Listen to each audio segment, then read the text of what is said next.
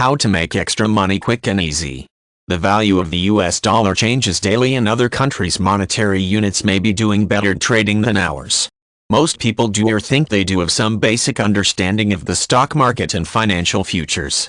Currency trading can be a way to diversify your stock portfolio, but you need to know that there are some differences between it and other stock market trading. Currency trading is done a little different than stocks, futures, or options are. There is not a regulated exchange for currency trading, nor is there a governing body, therefore the trades are not governed. There is not any arbitration in the event of a currency trade dispute, and most trades are based on credit agreements. It is a matter of trust in the word of one trader to another.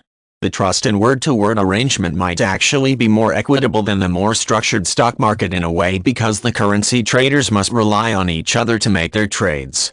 They count on each other for trading activity as they compete against and work with each other every day. Another big difference between currency trading and stock trading is the ability to capitalize on bits and pieces of information during conversations with business contacts. If that was done in the open stock market, such information would be considered insider trading and possible crime. For currency trading, there is no rule stopping you from taking advantage of new facts that come to light. Fact is, in currency trading, such facts that would be considered insider trading in any other market are often leaked to currency traders days before the information is made public knowledge and is all fair in the game.